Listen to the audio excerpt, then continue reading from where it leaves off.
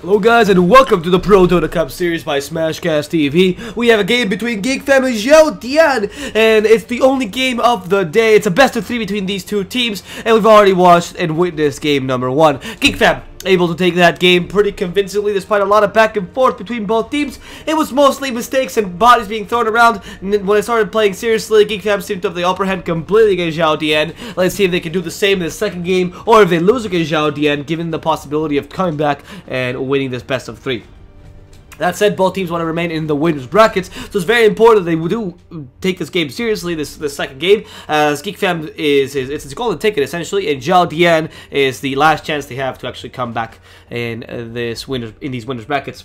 That said, guys, my name is DSwordfish. I'll be your caster for today. Hope you enjoyed the cast as per usual. Let's get right into the draft, shall we? Geek have the Abaddon and the Witch Doctor both picked up. XIAO DIAN pick up the Shadow Shaman Nyx Assassin. They ban out the Lycan, the Lycan, the Troll Warlord, the Magnus, and Legion Commander, whereas Geek ban out the Ursa, the Bristleback, wow, interesting, the Timbersaw, and the Slurk. Geek really don't want to fight against that Bristleback again. It seems like it hurt him a lot, and it's going to be a first pick, first ban, not surprising, whereas XIAO DIAN ban out 2 offlaners as well. Legion Commander and Magnus makes sense. Geek both. I mean, they love both of them. The Abaddon's still in the pool, and so that's why Velo picks up the Abaddon. It's what he used to play mainly, Abaddon and Omni-Knight, essentially, so it makes sense they just pick him up in Abaddon, and it goes really well with his style.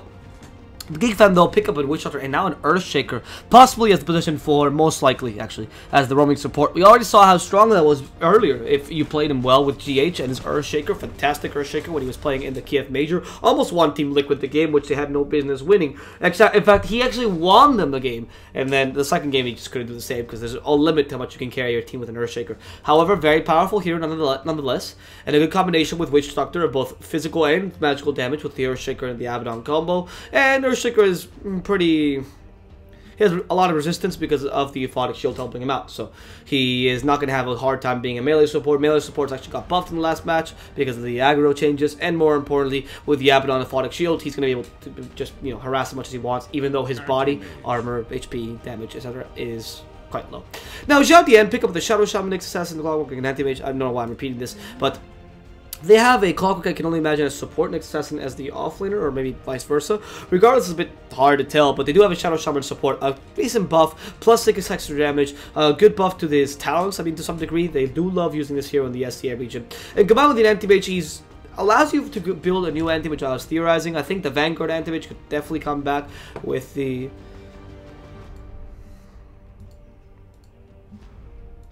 Anti-Mage. I think certainly Shadow Shaman could come back, especially Shadow Shaman or Clockwork. These offensive supports work well with a hero like Anti-Mage, who can now pick up the Desolator because it's not an orb effect anymore. And no, Dota just crashed. That was new.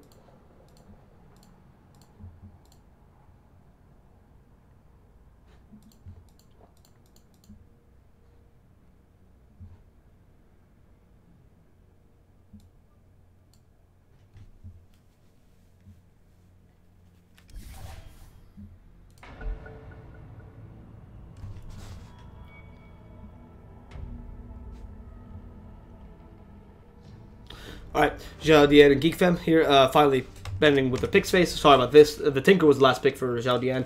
I had to restart Dota just because sometimes it crashes, especially during the pick phase. It's horribly optimized. Right, let's see. Tinker is going to be the last pick for XIAO DIAN, and Geek picks up a Templar Assassin. Okay, the Templar Assassin is pretty good considering what Geek is going for, which is early game, a bit of the early game ganks, domination, snowball from there, using the Luna as kind of your safety in case it doesn't go too well for you, because Abaddon and Earthshaker both have a decent mid to late game, minute 40, minute 45, you're still powerful with your heroes, so Luna is that kind of saving grace.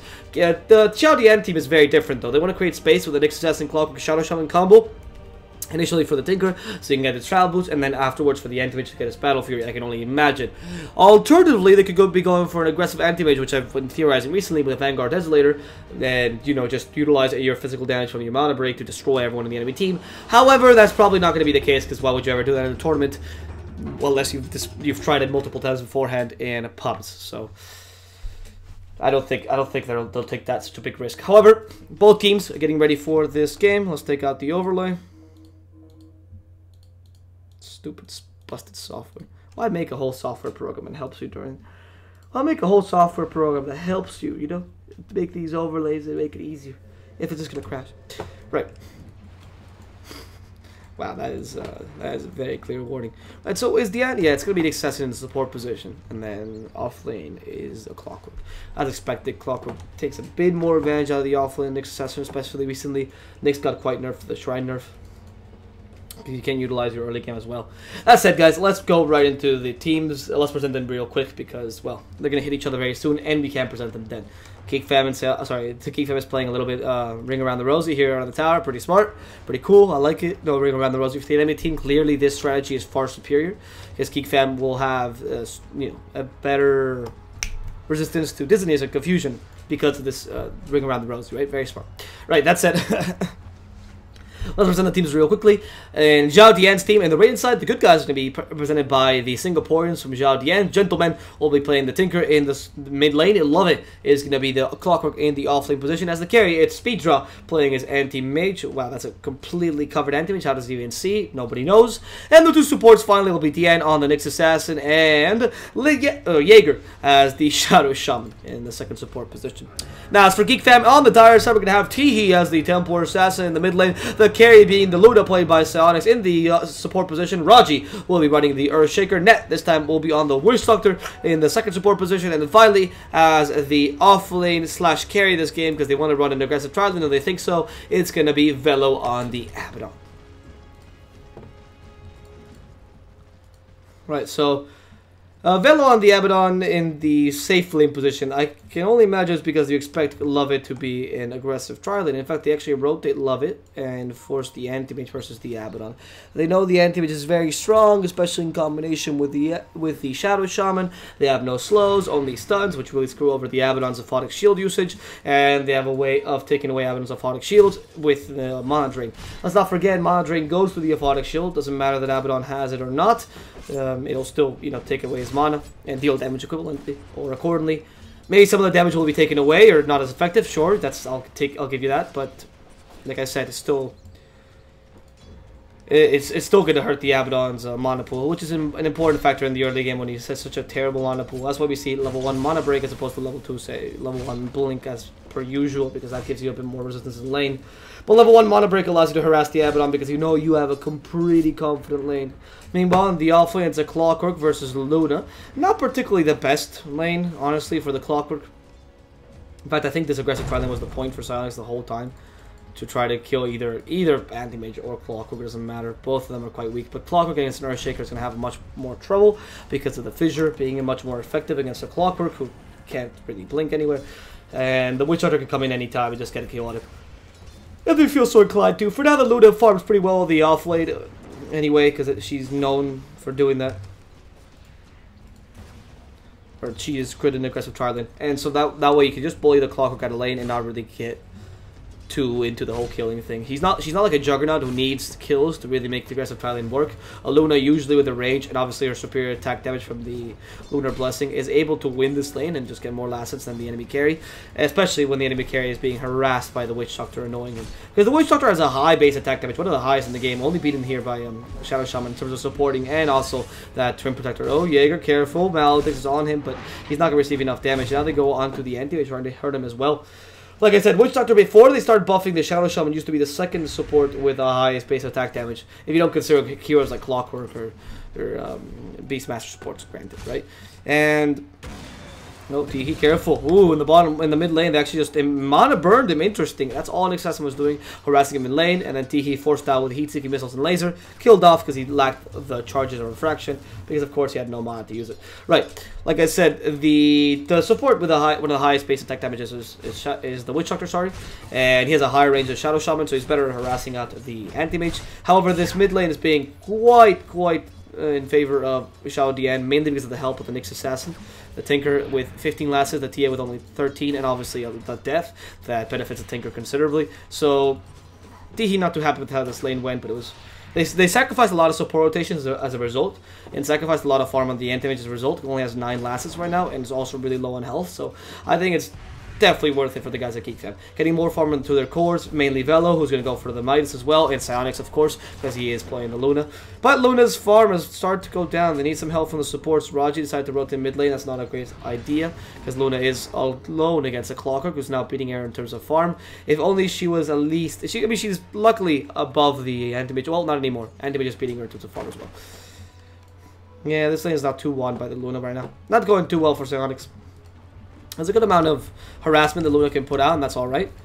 Because you have the Lucent Beam and also the Aura, that's okay, but oh no, in the top lane, they actually exchange kills, support for support. Velo benefits a bit more from this than the Blink from the Anti-Mage is available. Velo has no mana, so he doesn't really care, he keeps attacking him. The Blink is going to be used the last second, and Speed Draw will be able to just survive here. No salve for him though, so he's going to be forced to either Shrine. Oh wait, Shrine's not available for 50 more seconds. So Velo has a free lane for 50 seconds, forced the Anti-Mage out of lane, and can now finally equal the score between him and the Luna. That's a pretty good job by Velo, just making sure that Psionics can farm more than the Anti-Mage can it? And the issue here is the XIAO DIAN played this mid lane really well. They were expecting an easy matchup for the TA, because even though she doesn't win against the Tinker too much, she should be able to beat him most of the time, especially with Tihi's skill. However, the issue here was that, well, the Nyx assassin was really annoying the TA, especially with his mana burn, because it's a long-range mana burning spell. Wow, who would have said? And the Earthshaker is forced to come to the mid lane, thus not able to help the bottom lane, thus not able to get kills to the Clockwork, thus taking away some of the farm on the Luna. However, the Abaddon is doing so well, this is all okay. And this is the SCA style. I can't win my lane, it's fine, I'll win yours instead. And that's the idea. If the offlane is played much more aggressively in this region. They love dual offlanes especially. They try to take a lot of farm for the carry. The whole point is being above the enemy team, not necessarily being farmed. It's all about being above the enemy team. And oh, with this, they might be able to be even more above. And there's the fissure. They want to block Gentleman, but it's a hard block here. First a stun from the Paralyzing Cast, now the fissure, the Maledict as well, coming out onto him. He has laser, but he's still receiving damage from the Maledict, so Raj's just going to finish him off. Maledict should kill him anyway. Salve will not heal him up enough to save his life. However, Raji sacrifices himself for the skill, gives a bit more gold and experience to the Tinker, which is not too beneficial, but this slight kill onto the Tinker has finally equaled out the lane. With the Maledict, he would have done anyway, honestly, even if it would have salved, so that was okay to do. Raji, though, sacrificing himself for the kill, yeah, it's worth it in the early game, especially when you're playing the Earthshaker. I mean, you really don't have that much of a ganking potential. Let's not forget, by the way, that Luna's Lucent Beam got buffed recently with a 0.5 cast point as opposed to the 0.6. That's a big deal, because the 0.5 allows you to actually chase enemies much easier, and it's much more effective against heroes like Anti-Mage. Ooh, Velo, you are really playing with fire here. But the lack of mana, that Anti-Mage realized last second. The lack of mana means that your DPS goes down considerably. He would have won that team fight with the Aphotic Shield. Now the Anti-Mage salves, and Velo at best has a... Nope, no Shrine, and also no Burrow time available. He could have Shrine in the middle lane, but decided not to, because of course it's not.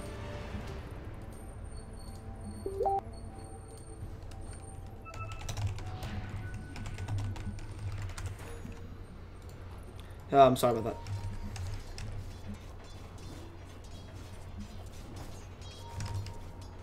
that.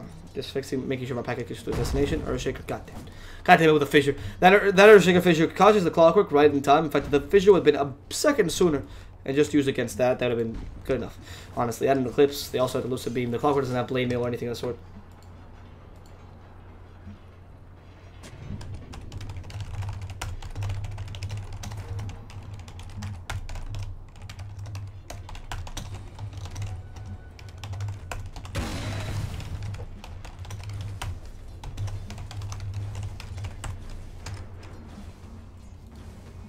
Anyway, Bello in the top lane is now being fed by Jaeger. They want to create some more space for the speed draw. In fact, this is a good idea because they have the shackles. If Bello doesn't use a Aphotic Shield in time, he can't to survive the shackles unless it's borrowed time. In which case, actually, yeah, he's fine. He's level 6. He's keeping that point for borrowed time. Pretty smart. Is what Abaddons usually do, so they don't get triggered so early in lane. You should take a note from that book. That's actually a really good way to play an Abaddon.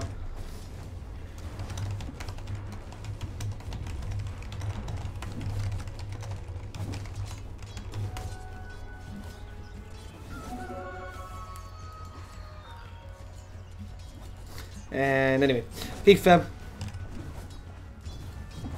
we'll keep pushing up this tower. Tower down, bought by Love as well. Sorry, Love comes in just to help out, but of course Psyonix doesn't really care. The whole point here right now is that Geek Fam is trying to get those lanes in their favor. Getting the farm on the Abaddon above the farm of the Clockwork, getting a Midas early on, maybe a Solar Crest as well, just to be a bit more aggressively, play a bit more aggressively, sorry, and then utilize the TA to get kills. Once she has her Desolator probably, to get stacks, and then build up her Blink Dagger. There haven't been many stacks yet for the TA. Well, actually we're seeing her take them now. Okay, this is why her farm is increasing by so much.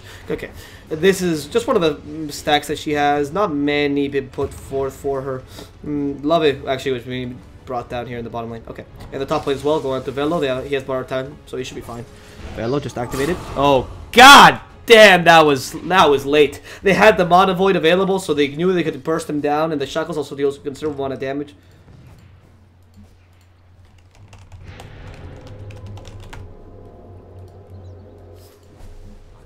So, worked out well for the guys at Geek Fam, as they were, well, I mean, they kill the Clockwork down bottom. They do lose the Abaddon at the top lane, so it's an even kill. However, XIAO DIAN really taking advantage of the lack of burrow time there, knowing that Abaddon had not skilled it, and decided to just going on him. Because they knew he hadn't skilled it, or he had the point in safe, but of course, if you burst him down fast enough, it's just not going to work. And notice how Velo decided to go for a different build. It's either the 4F build that we've seen with Abaddon, with the Euphonic Shield plus Mistcoil later on, so you can pop the Euphonic Shield level 2 with just a level 2 of your Mistcoil. It's really powerful, actually. Oh no, Shackle's going to grab him. Okay, good. Smart choice to use the power time in time.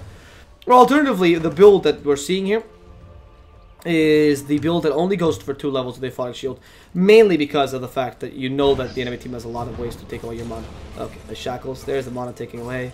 He still has a Mango to use one more Euphonic Shield, but oh, in comes Raji, says... In comes Raji and says, I've never played Threadbreaker or Earthshaker in my life. Jesus Christ, how many fissures has missed already? Maybe they've changed it or something, because it's weird that he's missed so many fissures. A Lucent Beam stops the clock in his tracks. Now a bit of slowing. They need to Lucent Beam. The Maledict's already up on him anyway. They want to destroy the cogs. Love it. It's taking a ridiculous amount of damage to the Maledict. They see him too. There's no TPs to help him out. He knows he's dead. He has to Hookshadow himself away. And we'll try, and I think he might even accomplish it. Psyonix is a Lucent Beam though, and it's a pretty long range Lucent Beam. There it is. Paralyzing Cask as well. One hit from Psyonix, and Clockwork will die. Good job there by Clockwork, great hook shot, but of course he just dies eventually because, well, the range was too large by the enemy team, and of course they take a tower as an extra as well.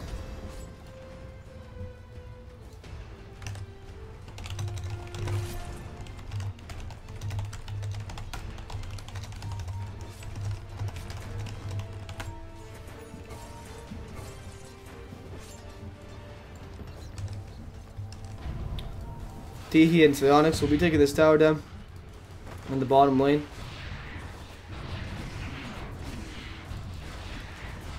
Easy tower. Refraction plus, of course, the damage from Psyonix is Lucent Rune Blessing. And now the new upgraded Siege Creep. 10 minutes is the prime time to take a tier 2, because the Siege Creep actually deals a lot of damage. And he gets the extra armor from the Ring of Aquila, of course, and the extra HP that he got from the new update. So, right now, it seems like the guys on Geek Fam are just trying to take these towers slowly, you know, start to getting their domination piled up. The Eclipse is available, Dian is going to be slowed, Paralyzing Cask, stuns Witchhunter himself, but they don't want to get that kill on Dian. Want to keep on farming. Of course, Tiki is a bit wary about going for kills, I can only imagine, until he gets the Desolator up. Oh, Velo in the top lane also trying to recover some farm. Pretty good idea here. He has a Euphonic Shield though. He does not have a Euphonic Shield, because he has no more mana. Yep, there's a dead Velo. Poor guy. However, they might be able to kill Jaeger. Nope, Tiki actually just TP'd here alone. And so there's your mana leaving. Gentleman wants to join in. He has the, of course, Heat-Seeking Missile plus laser damage. Tiki will survive by a miracle thanks to that Refraction already activated. Meanwhile, in the mid lane, Love goes in and catches a poor Raji, but is destroyed by the Eclipse as a result. Tiki and the top lane decides to advance a bit further, realizes there's a Tinker in there, and then just leaves.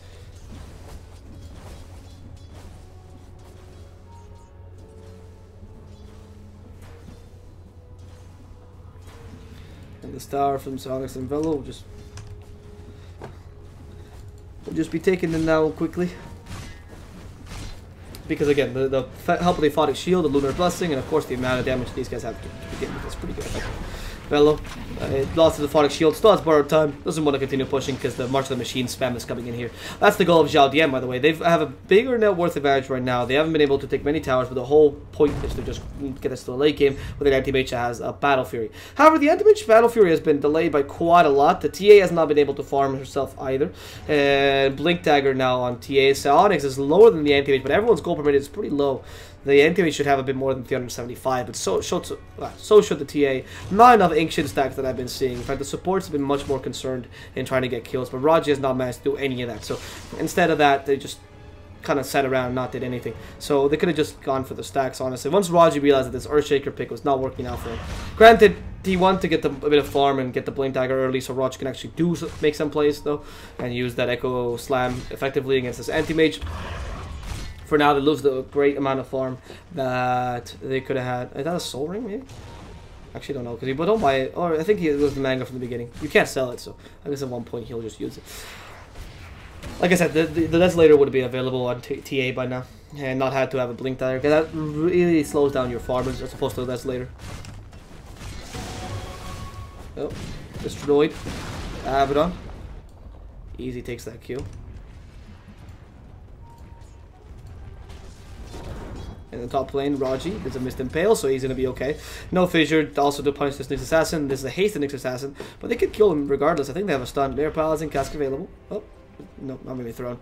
They know that Spike Carpus stun is longer than Paralyzing Cask stun right now, so it's pointless to actually even try. T-Heat, oh, being destroyed by the Clawquirk. Oh, they have no heat-seeking missile because he just melts. The Nyx Assassin comes in with a dust, I can only imagine. T-Heat wants to run away. There was no dust in the Nyx Assassin. T-Heat will be able to just make it out alive thanks to his Blink Dagger. Psionics showing in. If there's a blink from the Stinker, the Eclipse would have punished him, but of course, there's no Blink Dagger yet available, so it's actually Poverty that saves the Stinker's lives in this situation.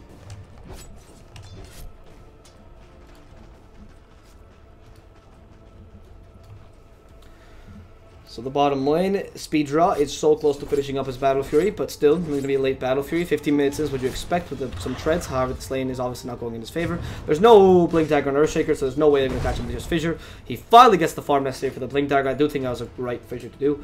Dragonlance with Luna, by the way. That's her early game item, so it seems like she wants to help the TA out. And Tiki moves only, what? 2100 away from it as later. That's actually pretty okay for a TA. You're probably going to get 18 minutes in. Before minute 20 is already alright. Usually, if you get minute 15, you've snowballed out of control. But yeah, it's going to be a bit later than that.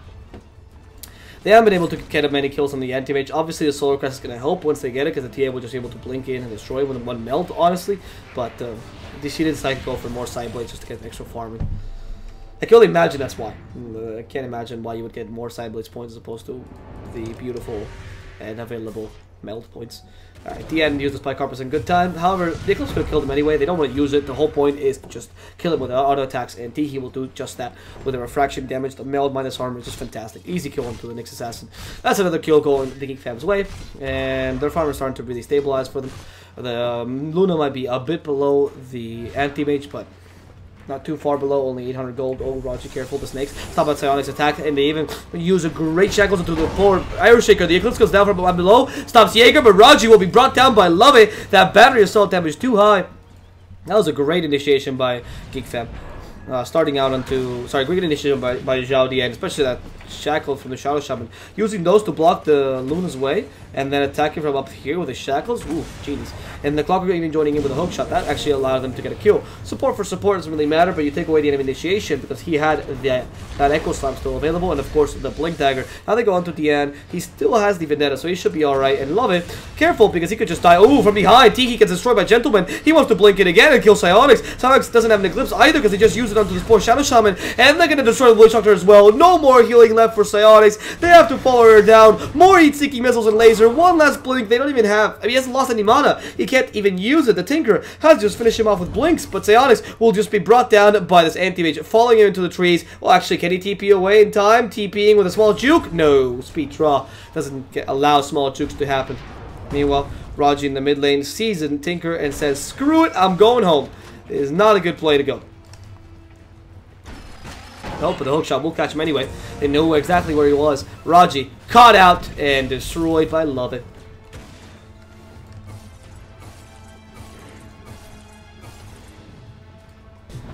So for now, that initiation, the beginning that started so well for both Geek Fam and XIAO DIAN seems to be going much more in favor now. XIAO DIAN. He managed to get their fall with their teammate. She has the Battle Fury, a good time. The Yasha will come before minute 20, which is usually the ideal timing anyway.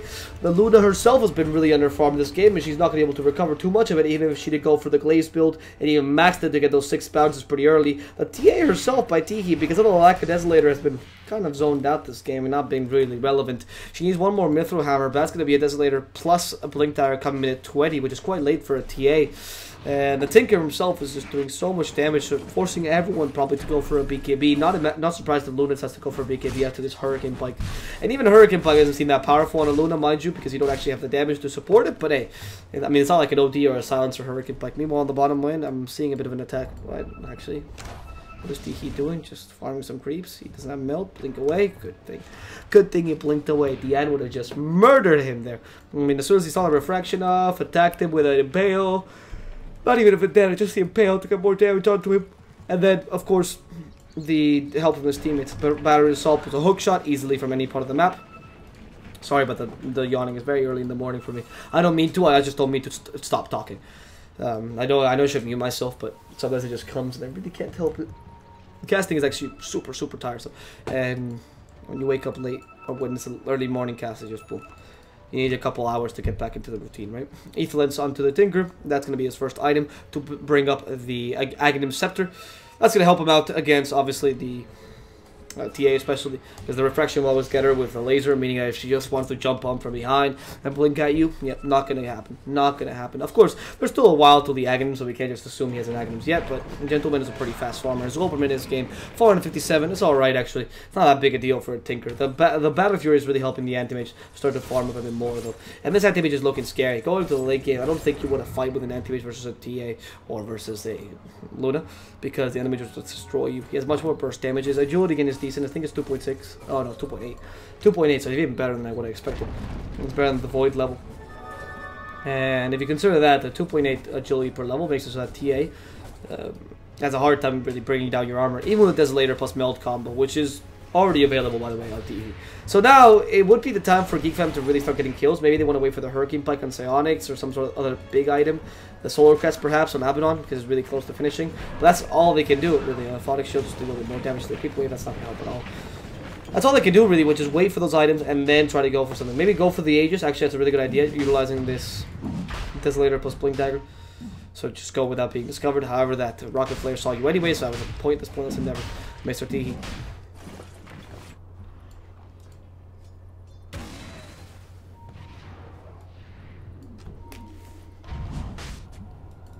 Okay, Psionic Trap taken by the Shadow Shaman. Oh, great fissure, putting him in a really difficult position. And Jaeger actually uses the heat seeking. Oh, sorry, the snakes to not trap Tihi. And they go from behind. Echo Stomp almost goes Dian. Raji, though, sacrificed a lot of his life as a result. Hookshot catches the Luna. That's not the objective they were looking for. Has to use the Eclipse. Luna is gonna die before she can finish it off. And the Death Ward hitting the clock by a lot. They have to stop this poor Tinker from blinking. They're not gonna be able to. That Phonic Shield won't pop in time. He should have used the Miscoil Phonic Shield build there to deal with more damage, but whatever. He goes from behind, catches, love it. A lot of his mana is lost already, love it. So still that to the Phonic Shield damage. The Tinker has managed to TP back and now is going back into the fray. Gentleman destroys the Witch Doctor, but as a result loses his life in the process, and love it. Well, able to survive this because of a TP he just gathered. That was really weird. Meanwhile, Net decides to go down bottom. Okay, defend against the anti-mage attack. That's why they wanted to get more space for the anti-mage, so they could take the racks. But of course, this quick DP for the Witch Doctor stops his attack, and he's not able to take that extra tower and the extra racks. The Roshan doesn't go down the TA either, but she doesn't die as a result, so that's pretty okay. Psionics, really low on farm though. Those hook shots are killing him. The Clockwork is almost as farmed as he is, but he has much more effect than obviously the Luna can have. And that Solar Crest is lethal on Luna as well.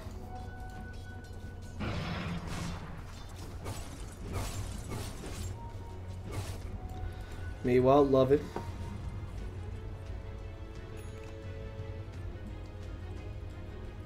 No, I'm not planning on seeing Tihi. I'm not planning on hookshot getting Tihi at least.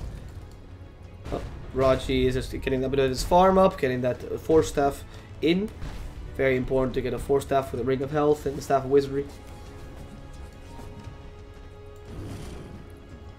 For now, Geek Fam do seem to be losing the game by a lot, and they are up against an anti-mage with a better late game, so it does not seem like XIAO DIAN are going to lose the script of the game at any time. I mean, he's got a Manta style, he's at a Battle Fury, Manta style 22 minutes, and it's great. The Clockwork himself is farming pretty well, getting a 4-step already early on, which I love, by the way, to get more mobility, and then finishing it off with a Solar Crest. That actually adds to the Clockwork damage by a lot, because you can go for the plus 50 damage later on, level 2. It's much better than Rocket Flare damage, granted. Because it's much more consistent than Rocket Flare. Honestly, Rocket Flare is rarely used for the damage, so you really shouldn't be getting the plus 75 Rocket Flare damage, unless you're ROTK, because he plays a very specific Rocket Clockwork. Anyway, that said, the plus 50 damage is really effective in combination with Solar Crest. In the bottom lane, we see Gentleman dying, actually caught out by Psionics. I think it was a quick fissure to stop his TP from happening, and Psionics finishing off the Eclipse. That's a great kill for Psionics. He recovers back up completely, just even surpasses the Abaddon in terms of net worth, and gets the Hurricane Pike to his name. That's fantastic for Psionics. It's exactly what they were looking for. A very important kill onto the Tinker, and he's just back up there. With that, they actually are looking to look for Roshan again. He has the Desolator. And also the help from the Solar Crest and the Abaddon. That's an easy to Roshan. With the Crest of Avernus, yeah, it goes down way too quickly for the guys from XIAO DIAN to do anything, especially without the Tinker. Rocket Flare sees him, but they realize this Roshan is dying way too quickly. 24-minute 24-second 1 is marked on your screens, as everyone sees. The Roshan will be back in 8 to 10 minutes. And with that, the Aegis is up on Teehee, so they can do some defensive, or sorry, some really crazy aggressive plays. I don't know if that's the best of options right now, because you're actually going for the 3 versus 5 in the middle lane. That's a terrible idea. Psionics, careful, because he doesn't have even the help from his Eclipse deck. Wants to look up, but no. Instead, it's going to be 4-staff into the... Oh, with the Echo Stamp!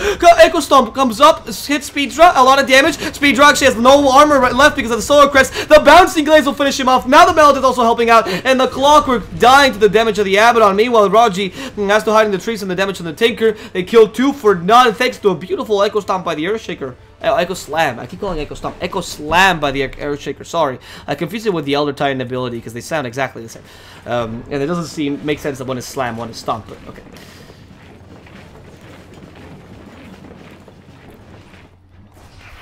And this top lane, Teehee will be taking down all these Ancients. You take it, or sorry, in this bottom lane, using the Desolator. Now going for the Hurricane Pike as his next item. The Hurricane Pike is much better on the TA because you actually deal a lot of damage. You can use the Hurricane Pike melt combo. Managed to kill the Animage there. Managed to kill Tinker. Is actually slowing them down in terms of farm and giving a lot of farm priority here to Teehee, who's managing to really recover. I mean, he's faster at farming lanes than Anti-Mage is most of the time, and should be faster than Tinker as well. Only doesn't have the mobility that Tinker does, but still, I mean, he's quite happy with that. Tinker has Zags though, so Gentleman is now going to be much more dangerous when it comes to defending high ground, especially. And Psionics himself has been farming at a decent speed. I mean, he's above the Abaddon by a lot. He's reaching the Anti-Mage, he's not letting the Anti-Mage snowball too hard, but of course it's still difficult for the Luna to be relevant because she still needs a BKB and doesn't want to get it too early because she needs the damage from the Manta style or some other sort of item to help her out in the beginning, especially if you decide to go for Hurricane Pike so early. Hurricane Pike gives you some nice stats. In fact, it increases the stats that the actual 4-staff and... Oh, they had to change that. Wait, no. It increases the stats the 4-staff gives you, and increases the stats that the Dragonlance gives you by giving you 6 HP regen, which is great, by the way, and giving you the extra agility and for strength. Which is why Luna likes to go for Hurricane Pike so early, because it actually, I mean, you love those stats. However, at the same time, the lack of BKB is making her really weak against the Tinker, and though her great agility gain is helping her out, only 1 point below the Vengeful Spirit, the best agility carry with in terms of strength gain. Sorry, I mean, her strength gain is helping out because of her 2.5, only 1 point below the Eventual Spirit's 2.6, by the way, who is one of the best agility carries into the strength gain, so Luna is quite consistent in that regard as well. But her agility gain is also very powerful because the Anti-Mage is not doing anything against the magical damage from the Tinker, so she needs a BKB to really prevent that. A Soul Quest is not that effective in a Luna though, minus 10 armor. She still has a lot of armor, especially thanks to her agility items and the Hurricane Pike and the Yasha, so I don't think she's going to go down. I don't think it's easy to kill her right now at all. Psionic's actually quite happy farming, and she's recovered. She's only, what, 3,000 away from the Tinker? Okay, that's not bad. I mean, if she didn't miss as many last hits because of chance, she'd be a bit better off. The TA herself, Teehee, is also trying to farm up what her next item would be. After the Hurricane Pike, I can only imagine it's a BKB. I mean, you could go for Bloodthorn and be really aggressive. If you think you have the upper hand in this game, Bloodthorn is not a bad idea. It's very expensive, though. And the Abaddon is trying to buy Radiance, despite the fact that he isn't a Midas. And, yeah, goodbye, Abaddon. Actually, Bird Time plus TP, but they took away so much mana that he couldn't just Bird Time TP. He knew he could just walk away from that if the enemy team wasn't there. He could have also TP'd right in his face using Bird Time to survive. But he chose not to do either. I think it took a bit too long how much damage he was taking. Oh, the Eclipse actually catches Gentleman very, very close though. Paralyzing cast. Now the help from the TA, but the Perky Bike might save him. No, Gentleman it does not save himself, and he's gonna die to the damage of the TA. She still has an Aegis, so they're more than happy with it. The Eclipse already came out though, so they can't really help her out too much with that ultimate, the Hex. Now the Shackles, no mana available for the Shackle, no need because the TA had no mana, and a Mana Void will just bop her right up. Psionics, meanwhile, running away from this lane. Hookshot is not available from the Clockwork, and Psionics will actually just run away, literally, from this lane. Okay. That works out for them.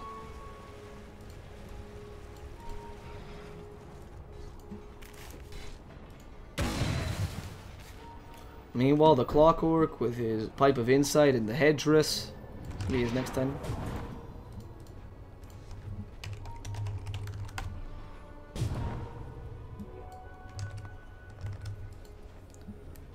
Psionics will be grabbing the Manta Style for himself. That's pretty cool. And oh, speed draw. Catching out this tower in the middle lane.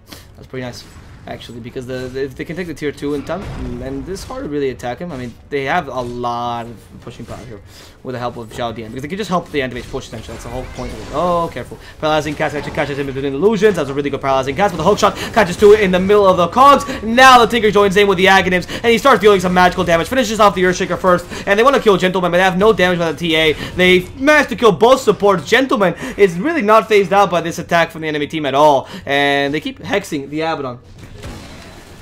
One quick second as they continue up in the top lane. The anti-mage catches someone out. It's Psionics. Easy kill for them.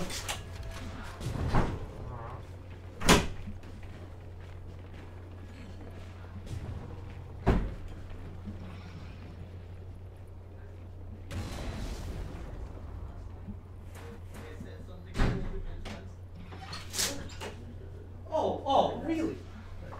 Jesus fucking Christ, I cannot believe it. Don't rip it in half. Don't rip it in fucking half. Why are you so mad, goddammit?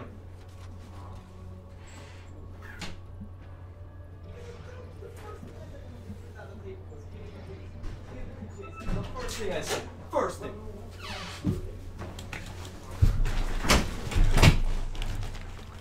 Now in the middle lane, they'll be taking down this tower. Easy attack by Jaeger, having the help from the Serpent Wards. Oh, but Raji comes in from behind. They have an Earthshaker ultimate and a Fissure as well, so this could have been really, really fucking dangerous if Geek Fam wanted to initiate. However, all they wanted to do was clear the Snake Wards and not gonna let the enemy team take their shrines. That's okay for XIAO DIAN right now. They have the advantage, so it's all they have to do start doing now is get a gem probably and start dewarding. I'm surprised that there's no gem yet. Geek Fam still has the offensive possibility because they actually have a lot of damage, but without their team fight or without an initiation, no Earthshaker, no Echo Slam, nothing of the sort, so you can't really do any of that. So that's the thing for Geek Fam. They really they have the ability to initiate without offensive vision. Of course they can't, and if the enemy team catches you out, yeah, like we saw multiple times, you know, the Earthshaker, the TA, the Luna, they all die really easily to the Tinker. So all they have to do essentially is initiate, and if the Earthshaker initiates on them, then they're screwed because the Echo Slam will destroy almost everyone. They have a Death Ward. They have been having a lot of good team fights, or they have a lot of good team fight potential. They just haven't been able to use it, and the TA has now finally dropped down in terms of net worth. She's really, really below. I mean, those last 2 deaths really hurt her, and she's gonna go for the big kitty finally. Similarly, the Luna still unable to get the Manta Style, very, very low in terms of net worth, and the anti-mage is just snowballing above any of them here.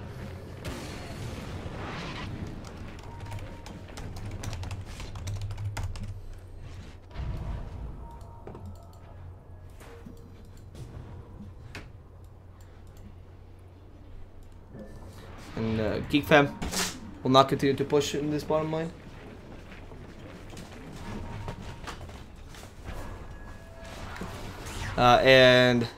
This bottom push, I don't think it's gonna be too effective. You can't really push up against the Tinker. That's the issue of the Tinker itself, is that you're not forcing really a TP or anything. You're just forcing the Tinker to TP back, you know, go down and back, which is not that big a deal. All they can do is just TP back into the XIAO DIAN team. Sorry, to one of their teammates, and oh no, Dian saw this entirely. Jesus Christ, Earthshaker's gonna be destroyed here really easily, actually. Thanks to the force that he might actually survive. Velo is also surviving thanks to the borrowed time, and they killed Dian first, but Tinker's starting to dish out some damage. Can Geek Fam still catch him out? There it is! The stun, gentlemen, really low on health. They need one more hit, and the Miscall doesn't finish him off. 50 HP, Tiki falls him through, and does kill him off now. With this, Psionics is able to survive also the attack of the Antivich, because they want to retreat. The Parazing Cask is actually very annoying. Tiki still wanted to go in as a Blink Dagger. Fine speed draw, minus armor. No, not good enough. Love it still has the Blame. Oh, has a solo crest. That's not going to be good enough. The help from the snakes, though, might put Ned in a difficult position. Has to use the Death Ward, but he doesn't want to dance in between the snakes. The snakes attacking him so hard. And Geek Fam in the end will decide to just destroy these snakes and let everything else go. Because honestly, they killed the Tinker, that's all they needed. But the end damage is still starting to be a problem, because now that you kill the Tinker and you're very, very happy every time you kill the Tinker because it deals so much damage. But the anti-mage is unkillable, and you have not enough stuns. You don't have enough stuns to stop the anti-mage, honestly. You have to get him in the middle of an Echo Slam or something of the sort and magically destroy him in 2 hits. And that's really hard, especially if he's going for Butterfly. Gonna make him so tanky against the PA that is not at all happy with the current status of XIAO DIAN. What am I saying? No, the NTV doesn't really care. The TSR is not a hero that likes to grab NKB, is what I mean, you know, with the evasion. So of course you don't want to grab NKB, you want to grab Bloodthorn if anything, and Bloodthorn using it as a Tinker is the whole point, so you don't really want to use it on the anti-mage. They also nerfed the cooldown, so it's questionable if you want to grab Bloodthorn as a whole. NKB is much cheaper, so they might just go for MKB her, and then, you know, get Luna with a Bloodthorn. But of course Luna just finished her Manta style, so MKB or Bloodthorn are out of the question for her. She needs a BKB right now, and they can't really do much more than that.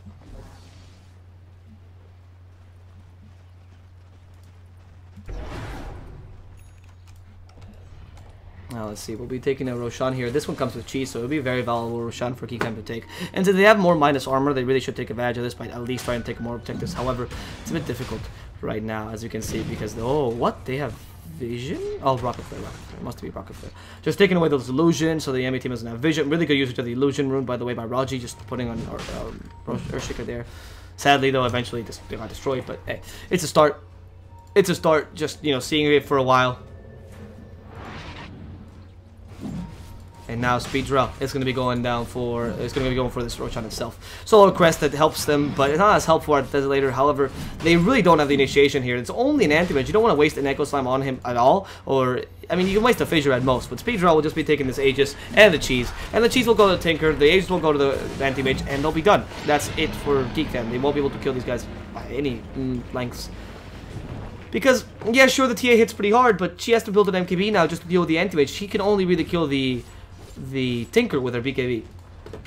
Yeah, the anti-mage deals a ridiculous amount of damage now. It's not about him resisting a lot. It's just he went for the full glass cannon build with a basher included. Look at how fast those ancients drop, or honestly anything for this anti-mage. It's really hard to really deal with him, and he can even go for some sort of. Oh wait, what did he just grab? Oh, he went for the 25 agility. There it is. He went for the absolutely insane agility game. So now the anti-mage is going to destroy your whole team. 2.8 is not bad at all. You get you get the 25 agility from this last level. So speed drop, a level 25, quite scary. Whereas Geek Fam, even though they do have a Tempo Assassin, which should be able to burst him down because of his relatively low agility gain as opposed to, you know, some other agility carries. Not really the case when the Butterfly is up. And he's not going for a heart, I can only imagine. Oh no, Vanguard first, then heart. I would still love to see a heart on this guy. Maybe take away later on the Battle Fury and just go for a heart to be actually unkillable, especially with the new upgrade Heart God. It's a bit cheaper and gives you more HP, which is what Antivich is looking for anyway, because he's looking for EHP, and he already has a lot of evasion and armor and whatnot.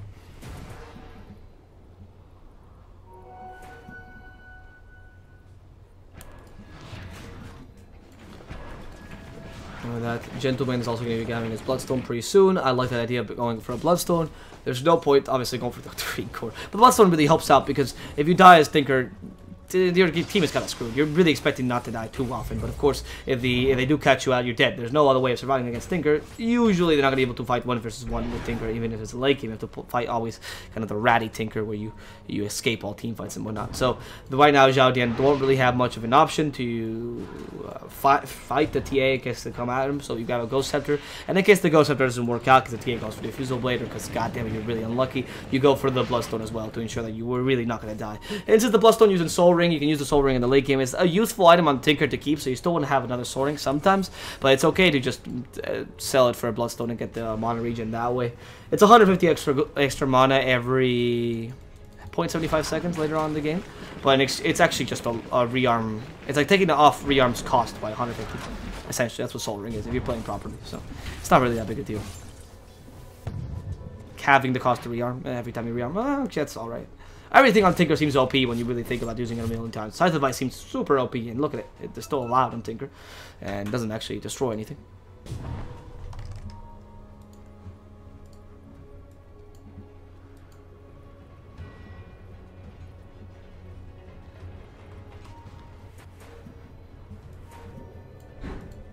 TP from the anti-mage as they go to the mid lane.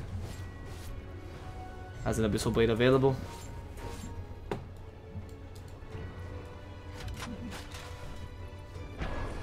And gentlemen, we'll start falling off the parts of the machine just to push this tower down. Right now it's going to be a slow control push by both teams. XIAO DIAN and Geek, neither of them want to really risk anything. Geek because they're really close to losing it because they need to get some farm on Luna. So they don't want to really go for any team fights. They need the BKB on Luna for her to be mildly effective. And of course, Speedra in this situation has the Aegis, so he could be playing pretty aggressively, but they're not finding a team fight, and I don't think they're putting... Yeah, exactly. Now, they're going to start putting pressure at the bottom lane. That's what they were looking for now. And Speedra was trying to get the shrines, trying to get a bit more open map here. Take advantage of the fact that the bottom lane just lost the shrine because he just took a tier 3. And they're going for the mid lane now. No, they just keep farming. I don't understand this too much because Speedra is almost 6 slotted. At this point, when you buy an item, even if it's travel boots, you're going to sell an item as a result. So your gold net worth is going to start going down as opposed to the Luna's. In terms of effectivity, the Luna's just able to get more items because she has more slots, so you're screwed. Here, Anti-Mage, if you just let this go late game. Anti-Mage versus Luna, who wins in the late game? Honestly, it's pretty even. If Luna goes for MKB or Bloodthorn or something of the sort, then you're screwed because you really can't blink away. And you went for a whole glass cannon Anti-Mage. And so assuming that Luna can't deal damage, oof, that's really bad. Especially because Luna has a lot of split pushing tactics. And though that's not the best against an Anti-Mage or a Tinker in general, if you go for the plus 15 all stats, taking down her illusion is going to be hard. Mind you, she has almost a 3,000 HP. Oh, she should have a 3,000 HP by that time, especially with the BKB. And you are just an Anti-Mage, you're not doing much there. I think that's a Radiance, by the way. I think that's a Radiance effect for this Avalon. Oh, careful, Velo. Be harassed ever so slightly. Paralyzing Cast comes out and does stun the Anti-Mage for quite a while. They want to kill off his Aegis and might be able to do so. Speed draw, take a lot of damage from those hits.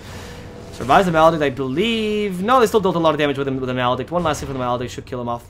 Yep, there it is. That's an Aegis stun. That's an Aegis stun for free, actually, thanks to Geek Fam. And that's a great paralyzing cast. That's all they needed from the Witch Doctor. Paralyzing cast from Maledict, and now the Anti-Mage is dead. So no Aegis for him for this next team fight. Granted, I do think the Aegis was going to expire anyway, so it's just like 1 second off expiring. That's really lucky on the Anti-Mage too. But regardless. You could let them live, like healed him, and then boom, attacked him or something like that. That would have been funny. But regardless, the Anti-Mage survives that, so he's quite happy with how it went out. He did put a bit of pressure with the towers. Using the Aegis in that situation is not that big a deal. However, Geek Fan defended without losing anything either. They actually used the ultimates in defense of that, so... Showing off that they can actually kill the Anti-Mage without much trouble. Now the MKB finally available, bought by the courier, grabbed by Teehee. He's not going to reserve for buyback. That's a really terrible idea right now when you're actually not being able to kill the enemy team. You have a BKB, you have MKB, you're the whole carry for this team has. You're going to go for the 3 refraction instances, I can only imagine. -8 meld armor reduction is not bad at all. In fact, it gives you an amplified damage for free. But being able to hit the meld in the late game, especially against an Anti-Mage, is a bit hard, so it makes sense that you decide to go for that instead. What did the Anti-Mage just sell to get the G's? Pass your battlefield, Mother Star Butterfly. You don't have something else? Oh, really? Oh, the Aegis, right. He had the Aegis. So he still has 1 more slot. Okay, so he's fine. He is fine. That 1 more slot's gonna help him. He himself also is 6 slotted now, but more with cheaper items, and he really can't change it because that's part of how the PA works. Is this an Aghanim Scepter for the Luna? Really? That is a poor man's Luna build, but it's not entirely that bad, actually. Especially with the TA being able to go in. That's going to be a huge surprise. So the Scepter cast range is 2500. You can give it to someone or just put it in an area to kill the supports, right? Beams appear twice as fast. It has 5.4 second duration. But it has 18 beams. That's a total of... I mean, we never really considered this because it's not picked up too much in competitive, but this could be interesting. 300, so 3,000 damage for sure if all the beams hit you. Assuming it's just 300 damage on... Yeah, it is 300 damage on most of the beam. It used to be 360. Right. 300 damage, that's... almost 6,000. I think it's actually... in total you deal 5,400 damage. 5,400 damage, which is okay. It's not enough to kill the Enrage, for example, but it's enough to kill the Shadow Shaman, the Nix Assassin, the Falcon. So I guess the idea with the Aghanim's is to kill all the supporting cast of the anti-mage and leave him alone against the TA. That is not a bad idea. Let's see how they use it in this next team fight. This is going to be really interesting.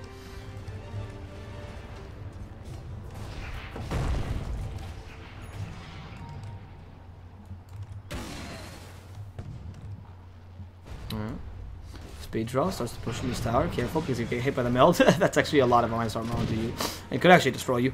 The meld, not destroy you, like not kill you one hit or anything, but this is going to deal considerable amount of damage to you, even with the extra agility. And the Soul Crest helping you out. Yeah, see, he wants to harass him, and it evades the Hurricane Pike damage. All harass you put in the anti-mage is impossible. He has a heart anyway, so he's going to be fine. I'm just curious as to how much damage he'll deal. Oh, okay, that's a considerable amount. I mean, that's only against an illusion, but...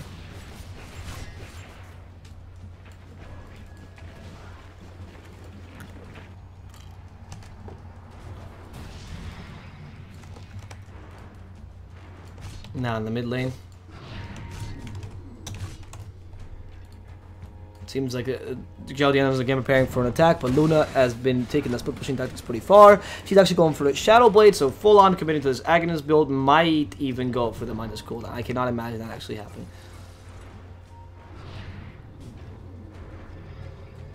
Yeah, I cannot actually imagine.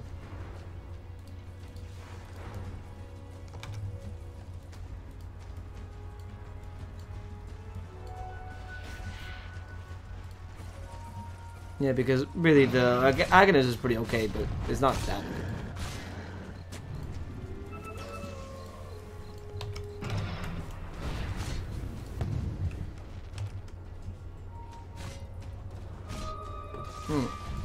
Caster's a duck? Oh, you called me? That's so weird. Alright. Jaeger. Loosen beam onto him. The Eclipse is available. I'm not going to use it just yet because... well, he got Hex really. Jaeger got a sword in 2 hits anyway. Oh, there's the attack from the anti-mage. In comes the Eclipse. The Eclipse is actually just spreading around the illusion, so Psylocke does absolutely nothing with that Eclipse. Gets destroyed together with the mid-hero. I think this might just be GG, because he doesn't even have buyback. Only the TA has buyback, and I don't think they care too much about it. There's the Abaddon also dead. No more borrowed time. That's 2 easy kills. They don't know they don't have any buyback on the Luna, because otherwise they'd be pushing considerably. That Aghanim's did nothing there. Absolutely nothing. And speed drop, I mean, they just kind of spread around the illusion. That's why you don't get an Aghanim. I like the creativity, but I don't think it's that good of an idea. Oh, Echo Stomp! Finally, with a true side, they actually get a kill onto the anti-mage. Just the supports are cleaning house here, and Tiki might just get the kill on Love as well. That's 2 kills for the price of none. Well, I mean, assuming that you... well, you did lose the buybacks and everything. I guess that's not really beneficial for the guys at Geek, but it was a pretty good engagement, considering the help from the Earthshaker was considerable, was good there. I'm going for the Shadow Blade. I mean, seriously though, the Luna with against the Manta style, that Eclipse does nothing, especially Manta style at the anti-mage. He's the guy that can tech the most out of those beams. So the spell shield protects them completely, so she has to use the Eclipse very carefully, not in the middle of a team fight, because otherwise they just destroy. I don't really understand the point of that Aghanim now that I think about it. Not against an anti-mage. If they want to use it that way, I think they were just, you know, for special kills with the Shadow Blade, especially utilizing that, you know, utilizing that extra bonus for damage. That's surprising, by the way, that the Abaddon took the H as opposed to the cheese for the, or as opposed to the H's for the TA, cheese for the Abaddon. But oh well. Goes with the creeps, wants to go for this tower. This will give him less gold. Wants to kill it before the gold. Okay, 1 more second. Buyback, kill it now. Cool. Bello still doesn't have the gold extra. Where's the cheese, by the way? If they killed the Roshan, where the fuck did the cheese go? Cheese is on Earthshaker. Okay. So take the tower. That's a bit of a recovery for the Geek fam. It's still very hard to come back into this game against an anti-mage, mind you. But they have a chance. I mean, the Luna Aghanims is not working out, but hey, you know what they say. If it doesn't work out the first time, you try it a second time and see if it works out then. I mean, I think the idea here is to go for Silver Edge, take away the anti-mage's annoying spell shield, and then killing off with the insane ultimate with the Aghanims. That might work. Maybe. If you're kind of lucky. I mean, obviously the break cannot be dispelled, and the illusions don't come out with break anyway, so the Manta style will still be used there, and the Eclipse will fail. So I have to wait till the Manta style comes out, then hit him with break, then the Eclipse comes out. Or alternatively, just use it to kill everyone else in the team. But I think that's going to be quite hard. Unless you put in the TA where she's going against the Tinker. I think that's the one goal they have. Or maybe on the Abaddon. The idea here afterwards would maybe be going... I mean, the Silver Edge is just not going to work that well for Psionics, where her natural stat gain is working out so well for her. Plus 15 all stats will give her above the 3k HP level, threshold rather. And that plus, obviously, a... Oh, no BKB yet. Never mind. I just realized. No BKB, so she's pretty wonderful. Abaddon... Why use the start? Why use the... Borrowed Time Sword? Velo at least has an Aegis, and they're going to help him out with a lot of 4 stats. 4 stuff in the Clockwork as well. Velo really close to dying. They want to take the Aegis without committing too much, but nope. In fact, it's going to be the Clockwork that dies, and this poor Net is just stuck in the middle of the fissure. But they catch him with the Eclipse. The Eclipse is just going out on everyone, and that is the Wrath of the Luna, which translates to the Wrath of the Moon as the Lucent Beams destroy everything in Geek Fam's power. That's what they meant to do last team fight, and that's what they accomplished this one. Jesus Christ, Teehee's damage was actually out there so he could destroy the illusions quickly, so Lucent Beam could not be wasted on those illusions. That was fantastic. Raji, great Echo Slam by the way, going in with a fissure, and Jesus, that was the power of Geek Fam. Now they can go for a tower, and they're going to force the buyback onto the Anti-Mage, really reducing the amount of HP he has, or the amount of gold he has, or net worth, not HP. What am I saying, HP? The Shadow Blade is now finally finalized on the Earthshaker. Meanwhile, Psionics himself is going to have a Silver Edge very soon, but he's going to save for buyback, I can only imagine, because that's the wise choice to make. Well, I think the goal here is to kill Gentleman and just push him, but the Luna is helping out with her split pushing. She has a Manta style anyway, and she pushes fast. The Hurricane Bite to push her forward. Ha ha ha, pushing, I mean, pun intended. Push intended. And Velo, careful, because he has a borrowed time. He should still be able to tank this, and he's going to start tanking it. Yeah, with the help of the Aphotic Shield. You can dispel a lot of things, and of course, use the Curse of Avernus. Not only turns off his Radiance so he can't get stunned out by the Spike Carpus, very smart, but of course, that takes away some part of his damage. I heard a BKB being used, and it was Teehee's BKB. Oh, meanwhile, the hookshot kills off the Abaddon. They didn't have borrowed time in time. And Teehee will use the BKB just to take a tower. Yep, it's the melee Rex that he was taking down. They also got the tier 3 down bottom. That's a worthwhile BKB, honestly. Just take on objective as important of that. Even if it was 8-second BKB, she can now go for a Moon Shard. She's very close to having the surplus necessary, so just finish off that Moon Shard, or alternatively, maybe buy Travel Boots. Okay, Psionics getting a Silver Edge herself. That's pretty good. That extra gold. Ooh, what the fuck did I just see? It's a Divine Rapier on Teehee. Jesus. He does not joke around. Teehee went full on Divine.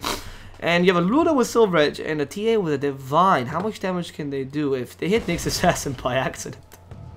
Spike Carpus and down they go. Lucent Beam. They want to stop this push from happening. First they're going to kill the snakes. They went for the +4 snakes. Really?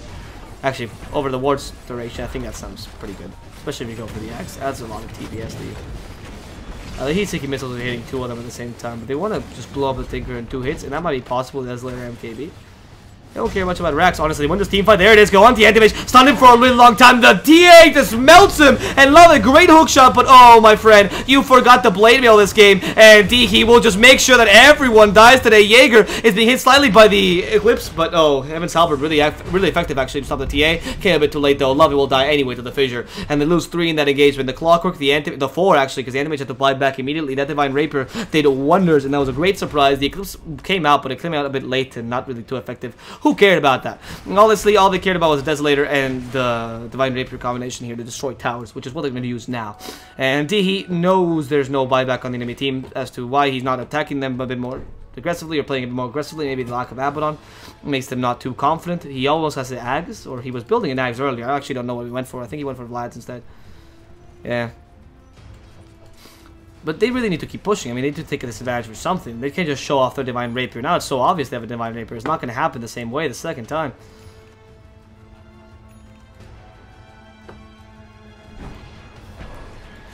Gentleman is starting to push away with the March of the Machines. They're trying that these lanes stay pushed. It's a bit hard to do that though against TA because you can catch away time. And meanwhile, the enemy team is going for a bit of the split pushing, right? The whole point is that the Earthshaker, and in this case, I think the TA, am I going to stay back? No, I think the Voice Shot is going to stay back himself. And if the Tinker decides to, you know, try to help this split push by TPing in, Fissure, easy kill on the Tinker, he has no buyback. Or he does have buyback, so never mind. Easy kill on the Anti-Mage if he does that as well. I mean, he does have buyback, but of course, forcing out the buyback only by using this is pretty smart. I think they're pinging these. So, sorry, they're pinging these, saying the glaives can just bounce on them and increase the damage. But Psionic's not listening. Oh, the TP, double TP, just the shrine goes down. Really, the rocket flare found him and he decides, yep, time to really help out the shrine. A bit dangerous choice, and Roshana's not gonna fall.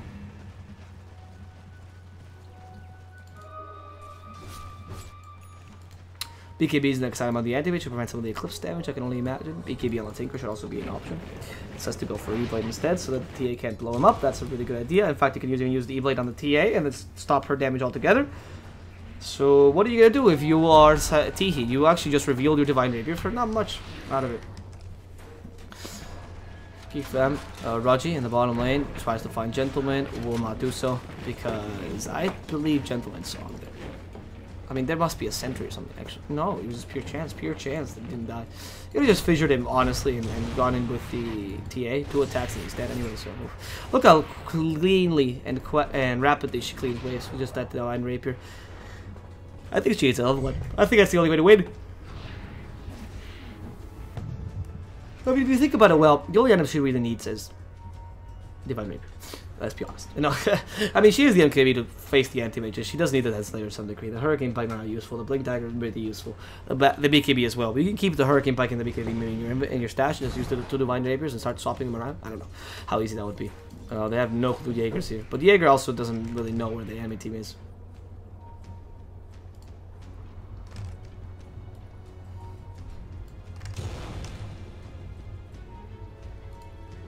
Bell continuing this push in the bottom lane with his radiance turned off. It seems like the advantage is now to Geek Family. It's hard to tell, honestly. 53 minutes in, and a Divine Rapier bot is anyone's game, really, with the Divine Rapier. Literally, oh, the TP could have been cancelled here, but that was a pretty safe TP, honestly, especially using a refraction on top of that. So was not that part.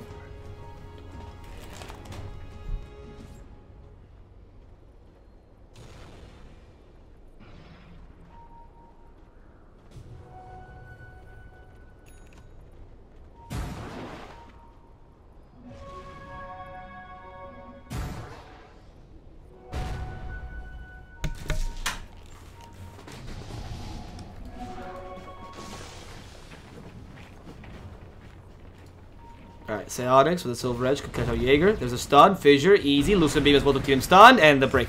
Sorry, the Solar Crest to help out with that kill. I mean, the Mystical would have killed him anyway, but that's an easy kill onto Jaeger. That's lost Mass Serpent Wards. Actually, pretty big deal, I just realized. 65 seconds without Jaeger. And he has no buyback, not even close to buyback. He still has 1,000 gold left, so no Serpent Wards to defend this. That's an easy tier 2 brought down, and this is the next chance to melee creeps. I mean, the TA already dealt enough damage to take these melee racks down, but of course, there was only is melee racks versus melee racks and range racks, so that's not good for XIAO DIAN currently. Because, sorry, that's not good for Geek Family because, like, of course, they don't beat the XIAO DIAN push. Oh, careful though, they're gonna find out the Tinker. They really reduce his armor, and now with the Ghost Scepter, it's not gonna save him against the Eclipse damage. That Eclipse doesn't hit one last time. Gentleman tries to blow himself up with the E-Blade, won't have enough. And the Earthshaker sacrifices himself for a kill on the Tinker, uses the Echo Slam, so that's all they needed. Pretty good, however, Desolator and that Divine Rapier are still available, so they're not going to play. Sorry, the Divine Rapier, I don't know why I keep saying Desolator. A Divine Rapier is still available, so they don't want to risk it too much. They can keep pushing it out and just kill the Tinker as many times as needed. The Shadow Shaman kill was very important, but of course, forcing the buyback on the Tinker a bit more important. And now they can take down this Roshan. That's the hopes for them. With the Divine Rapier, the Soul Crest, and of course the Desolator this time, actually. It's going to be really easy to take down that Roshan. So, that's an Aegis for free for Tihi, and leave the Hurricane Bite behind or some other bullshit, and make a cheese for free for Luna, who's been actually doing a lot with that Aghanim's because of the fact that you have the Ghost Scepter available, and the Ghost Scepter really stops the Tihi damage. He's not gonna go for Diffusal Blade just to cancel that. So it could be an item on Earthshaker, for example, or a Witch Doctor, or on Abaddon if they wanted to, because why not? But of course they can still cancel it with just magical damage, and Radiance helps, but it's not as good as the beams from that Eclipse, as we saw before.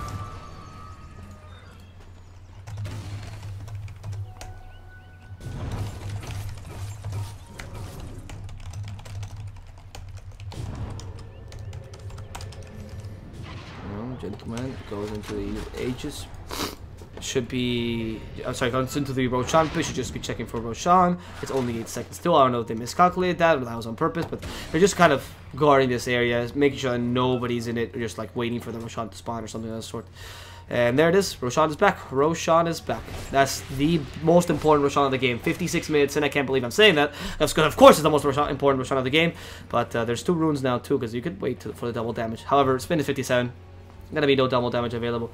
Oh, I like this strategy for Geek Fam. Instead of going for the Aegis, they wait for the enemy team to go for the Aegis, and they're going to take a quick Rax while they're trying to organize themselves ready for this Roshan to spawn.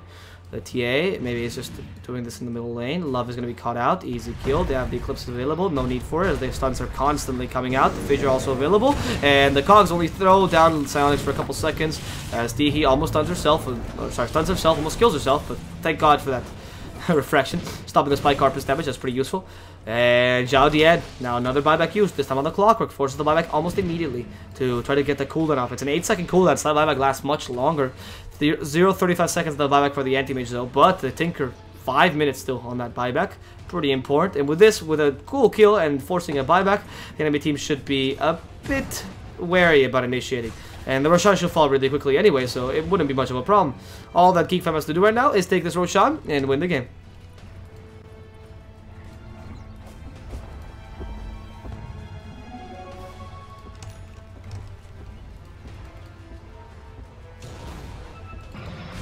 He with a rapier, that'll help you slow a crest. It's an easy job with this Roshan, like I said. And yeah, there's nothing the enemy team can do but try to steal maybe. Oh no, this could be the end of speedrun. If they just catch him out with a stun or something. They're waiting obviously for the help, but that Silver Edge could have been really lethal there. Because it could have stopped all the, or forced all the Eclipse to hit him entirely. The Fissure, the Fissure, the Fissure. Not enough range. Did he get the extra range of the Fissure? Yeah, 350 Fissure range. I'm not entirely certain if it stuns on the 350 range, but that would be insane. That's actually quite insane. 350 extra cast range on an Earth Shirk is pretty good. And the plus 40 echo damage is actually horrendous. Echo? Like echo plus every single echo? That's not that great, honestly. It's like getting the old Ags, but echo twice. Oh, look at me. The Fissure is much more important. This is a really good pickup here. I'm going to go for the -2 second enchant totem cooldown. I honestly think that's not a bad idea because you can perma-stun someone for so long. Because if you use Fissure, enchant totem, then echo, or echo slam, enchant totem, Fissure, and then you can use enchant totem. Should be able to use it again. And you can hit him once and all that time. So that's pretty good. Because the aftershock class stuns you for quite a long time. It's a 1.5 second duration stun, so you can perma stun someone for quite a long time with the -2 or the 2 second enchant totem, or 3 second enchant totem. And the 400 health is all right, but you already have a lot of health because you've been farming pretty well this game. So who cares? Your net worth is actually quite high. It's beating the Nyx Assassin by a lot, and also being the Clockwork. You pretty much become a carry this game. No way, I didn't even see this. Shadow Shaman died in the top lane. I think he was trying to play some cheeky plays, trying to blink, and then eventually use the snakes to take down Rax or something. But instead he just lost himself in the process. And they lost the Shadow Shaman and snakes in the process, which is pretty bad.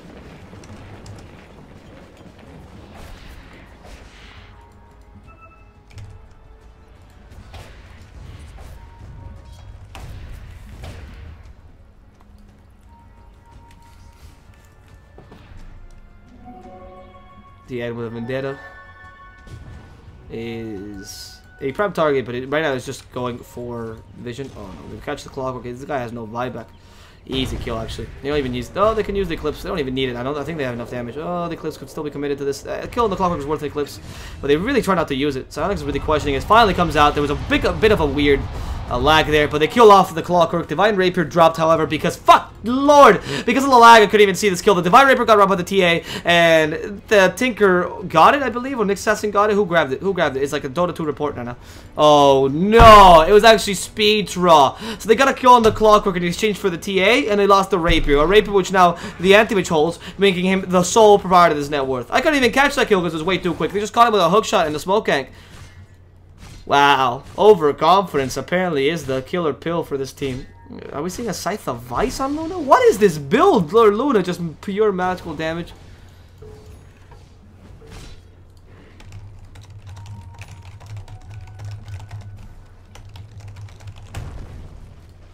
I mean, this build is not bad. I like the Scythe of Vice. It gives you a lot of stats too. Plus 15 all stats. Plus 10 all stats? No, plus 10 all stats, essentially. And then plus 25 intelligence. This 25 intelligence doesn't really help you, but I mean, it has 10% spell amplification, which with the Eclipse is an extra 30 damage per round. It's like extra 600 damage in the whole Eclipse. It's not that bad, essentially. Obviously, you don't build intelligence for that, but hey. And getting the extra stun from the Scythe of Ice is pretty useful. You're not going to go for Abyssal Blade on Luna, so it's not a bad idea to go for the Scythe of Ice. It's mainly Oh, they're gonna go on to the Shadow Shaman quickly. Yep, that's another kill. I do show buyback stacks. I show net worth just so people see the difference between them. The net worth is still quite important. It's not useless necessarily. It's mainly showing where the Divine Rapier is. And this Divine Rapier is now in the position of the Anti-Mage. Not the best Divine Rapier usage though. Or user. Oh no, the Tinker got caught out. There's the Echo Slam as well to stop his TP. And there's no way he's getting out of that one. No Aghanim's on this on this Witch Doctor. No problem with that. The Bloodstone gets cancelled there. 73 seconds. That Tinker is pretty important. They have to fight against a Divine Rapier, mind you, but that's a Tinker without buyback for 70 seconds, and also the Shadow Shaman 50 seconds until the buyback for the Tinker though. That's pretty important because he's gonna get it the last 10 seconds of his life, meaning he doesn't really want to use it. And the push starts by Psionics, ready with the Silver Edge. There are actually a lot of ways of killing this Anti-Mage. They start the Hex available. No Eclipse though. Maybe they went in a bit too soon. The stuns from Raji. The better option was going for the Rax. Now the hook shot comes in, catches one, and now Velo is not using his ultimate just yet. The Divine Rapier is tearing Xion to shreds, and Speedra is now unkillable as Velo. Even with his Aegis, I mean, Jesus, he's getting dealt way too much damage. However, the damage from the Anti-Mage is not sufficient to push him away just yet, and they're going for the Mega Creeps. That's the whole point of their strategy here. Maybe not the best option against an Anti-Mage with a Divine Rapier, but whatever. It's better than nothing here. Taking now 2 lanes of Rax, maybe the third one too. Teehee wants to go for a second Divine Rapier, I can only imagine. Oh, Dian comes in. Beautiful double impale. But, I mean, one of them even dies in that process. So, they force an Aegis out by Velo. Honestly, the Aegis was going to be returned in 4 seconds. It was not that big a deal. Hookshot does not catch anything. Lovey does not have an Aghanim, so that's surprising that he can use so many hookshot for a team fight. And with that, Geek Fam, again, come down a bit victorious, honestly. The net worth is going in their favor by quite a lot now. It doesn't really matter, but 5,000 just shows like a bit of an advantage by them in terms of kills.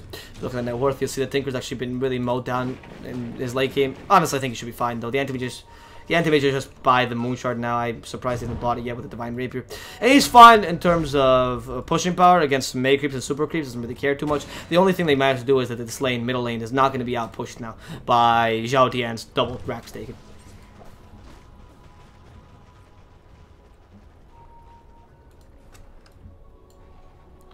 Smoke by the guys at XIAO Dian, Lovey, Speedra, Jaeger, Dian, all coming in. Have the possibility of using a hook shot or, you know, to kill someone. And if this goes Psionics, this could be a very great kill. Psionics has not revealed the smoke yet, so they actually have no clue he's there. He's going to his own jungle, who decides to turn the wrong way. Or turn the right way, I suppose. Because XIAO Dian will not find him as a result. Ooh, that's pretty good. They went in with a blind kind of smoke, and that cost them pretty hardly. I don't know what Luna's doing with that Silver Edge, but you please don't move any don't move any further forward. They have a smoke though.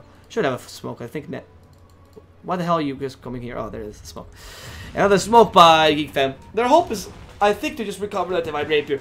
Teehee has not planned on buying one. He's saving for buyback to begin with, and he doesn't have enough gold for the second one anyway. So their plan is just to recover the Divine Rapier, but of course, for every smoke that you use, I mean, this scan. Who used this scan? Was it Geek Fam? I do believe it was Geek Fam. Yeah, it was Geek Fam. So they didn't find anyone. They still go the same way. They know that there's nobody here, so they're playing pretty, I suppose, aggressively. The smoke is soon gonna wear out, and they're just looking for this last thing, Rax. Honestly, with the TA, maybe they might be able to take him. They still have the buybacks for the next team fight. However, the Aegis is also a big thing you lose. If you do lose the next team fight, so maybe it's not the right time to push. Maybe waiting for the Aegis would be much more important, because you do lose that Roshan if you do lose this team fight. Even if you have to buy back, right? If you have to buy back for Roshan, that's pretty bad, because you might just die there and you're screwed. It is best of 3. Yes, it is a best of 3. Hence the name of the title. Hence the the little scores there. It's hard to say if Geek will do it or not. That Divine Rapier is really screwing them over. It really screwed them over. The death of the TA pretty much stopped them from actually winning this game. That was really weird, honestly. He just got caught out in the back lines, you know, like here, and then it was easy. It was easy kill in the Anti-Mage. I mean, once you catch out a PA, what, 2? She's stunned, and just 2,000 HP or so. You have 3,500, and the damage from Divine Rapier. Sorry, the damage from the Abyssal Blade, Butterfly, Mother Style. It's way too much damage to deal with.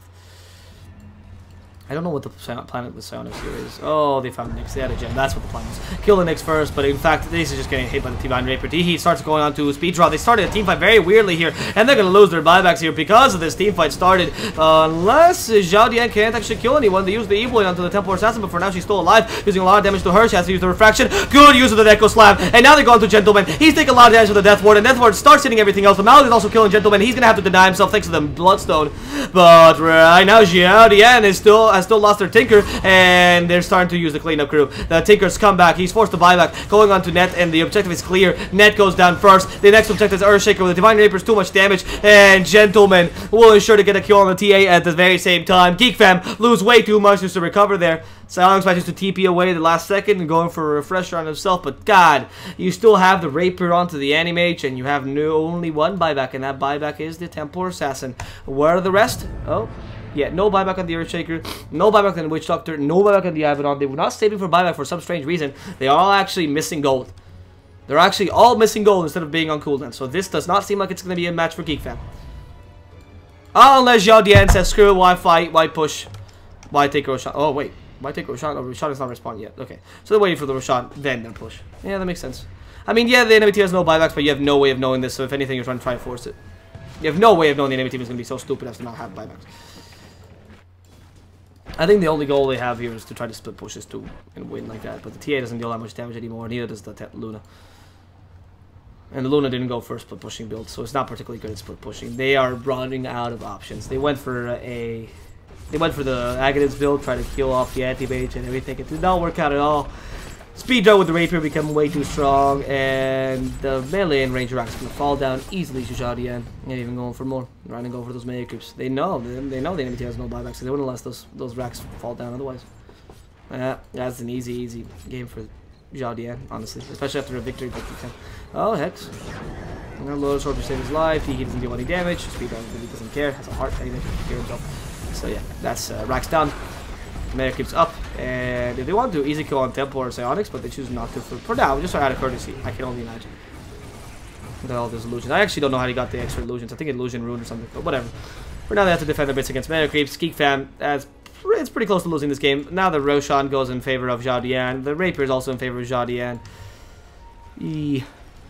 Can't imagine this going too well for them. I just wish that they'd push. I feel like a lot of these teams, a lot of SEA teams, when it gets to the late game, they know what to do and they delay for a long time, and it really ticks me off. Because there's no need to delay. You go for Roshan, easy kill on Roshan. After all, they're all live, sure, but they can't really team fight you in the middle of Roshan. Because they have mega creeps. Honestly, now you give a free Roshan to the enemy team. Free Roshan to Geek fam. If there's any chance of them coming back, as with this Roshan. Giving it to the TA grabbing a Divine Rapier. Fuck it, sell all your items, I don't care. Doesn't really matter at this point. Get a Divine Rapier, you need the damage. Not all your items, obviously. It's all your MKV, or not MKV, sorry, your Blink or whatever. Yeah, so he's getting the Rages. Makes perfect sense then. Yeah, Aegis for her. They need the damage. They can sell the Blink, or not use the Blink. Even take away the Hurricane Blink for another Divine Rapier and then start attacking. Because they really don't have anything else here. I mean, the Tinker and the Anti-Mages are going to split push you to Oblivion otherwise, and the Mega Creeps will definitely split push your base. And right now, you need the damage to be able to withstand them. Thank God for those shrines that are protecting you right now.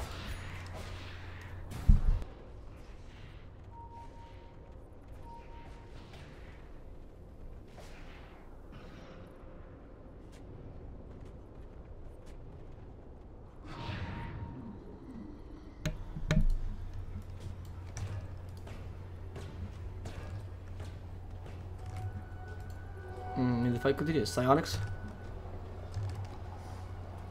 is just gonna continue farming in this top lane. Honestly, I'm running out of 7 minutes in the game, and right now, neither XIAO DIAN or Geek fam seem to want to win this game. Honestly, I've seen so many mistakes this game. It's not even funny. Both teams have gone for weird builds. That's fine. The Heaven Salver and the Clocker seems to be working fine, and also the Anti-Mage or the Luna. Magical damage Luna with a Aghanim Scepter, and obviously the Silver Edge to stop the Anti-Mage. It was okay, it worked like once or twice, but obviously the Eclipse is starting to lose effectivity now. You lose the versatility in your strategy. There's a second Divine Rapier, not surprising, by the Templar Assassin. I mean, we called it out, obviously. She has no buybacks, so there's no point in saying for it anyway. And this is going to be the last team fight. This is going to be the last team fight for Geek fam. You say Onyx maybe as a bait or something of the sort. However, the whole point of this team fight, I can only imagine, is to kill the Anti-Mage, recover that Divine Rapier, which you will give to the Earthshaker. I know it sounds like a crazy idea, but you will give the Earthshaker the Divine Rapier, because the TA cannot lose any more items. And you don't want to double Divine Rapier on the same person. The Earthshaker doesn't die too much. In fact, this whole game, he's died, what? 9 times? I mean, he's that's the most of this team, but it's been mostly on purposeful initiations. Give him the Enchant Totem, and deals a ridiculous amount of damage with Divine Rapier, obviously, with 400% increase. That Divine Rapier gives you 322, I believe, or 360. Oh, 330. So that's 1200 damage on one hit. which is True Strike against an anti-mage. That's pretty great. With the minus armor and everything, you actually should be able to hit really hard, especially if you go the minus second. Oh no, he did not go for the cooldown. Okay, then never mind. Never mind. Don't give it to the Urshiga. Give it to the Luna. Give it to the Luna so you can push a bit faster. Of course, the whole point is to push faster. The whole point is to push faster.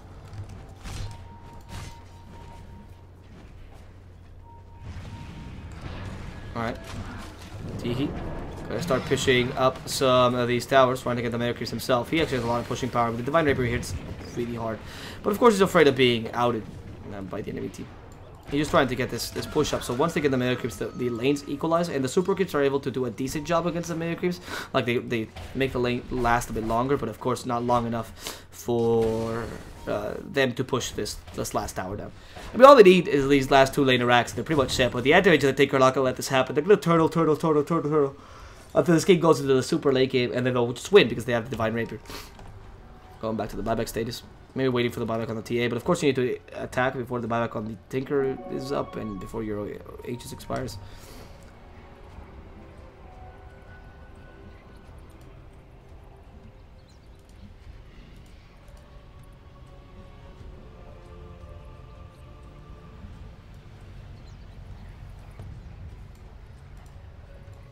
No, in the bottom lane we see a little Eclipse already being used by Psionics. Yeah, I didn't even notice, sorry. That's Eclipse completely whiffed. Completely whiffed, that's why I didn't notice. There was no one his HP going down, usually that's why it tracks, so it's like, okay. Well, nothing's happening apparently. Nope, they did, it just, they sucked at it. That Eclipse was not that effective in the late game anyway. They have to kill XIAO DIAN. There it is. DIAN will go down. Eventually, Lotus Orb is not going to save you from the attacks from Luna. They kill an Assassin, maybe force a buyback later on, but for now, Geek Fam still maintain the lead. In terms of kills, I guess, that's the only thing you really have anymore. Whereas Gentleman is just trying to keep these lanes pushed out. And Geek Fam maybe just want to go for the throne right now. Utilizing the Rapier, but of course that's going to force the TP back from the Tinker. And the Anti-Mage himself is trying to go for a Refresher, which I can only imagine is for double of that Mana Void. And I mean, maybe double Blink AB, double Whistle Blade. There's a lot of useful things you can do with the Refresher. It's generally just a luxury item for those people that want it. And okay, because the attack for the Tinker maybe not good enough to actually catch out. Yeah, the attack for the Tinker is not enough to kill anyone right now. Those heat-seeking missiles are pretty much weird, like they're just garbage. You don't really do anything. However, the TA went for such a glass cannon build that she can't really attack too much against those Tinker missiles, especially in the March of the Machines. So right now they're gonna waste the Aegis. Apparently, yeah, Aegis is gonna be reclaimed in 8 seconds. I'm sorry, TA. 5, 4, 3, 2, 1. There it is. Oh. Okay, yeah, I was just thinking that was weird. The timer's off, apparently, because it's reclaimed in 5 minutes, not 5 minutes and 2 seconds. Whatever. T lost the Aegis, lost the whole advantage they had, so they gave the Aegis to the enemy team. There's the advantage I was talking about, the chance to come back, all done. All dead. I think right now what they want to do is probably just go for the second Desolator on anyone, honestly. Even the Luna, because she's so tanky because of her build. The Desolator, not Desolator, sorry, second Divine Rapier. Divine Rapier will work on Luna well, will work on the TA well, even will work on Earthshaker. It doesn't matter who you build it on, frankly, as long as you build it on someone. The Luna needs a Moonshard first, though. And the TA has nothing else to buy but a Moonshard, so might as well buy a Moonshard for her and then let her buy the Divine Rapier. And let Psionics start, you know, being a carry, a physical carry, because you need some extra pushing power. And right now, just with the Lunar Blessing and the glaive damage is really cool, but it's not enough damage. The Aghanims has already proved to be kind of weak in these past multiple minutes, and it doesn't seem like anyone here from either Geek Fam or XIAO DIAN. It's been so long that I'm even forgetting the name of the match. I mean, they don't seem to want to push at all. They just keep waiting at these racks.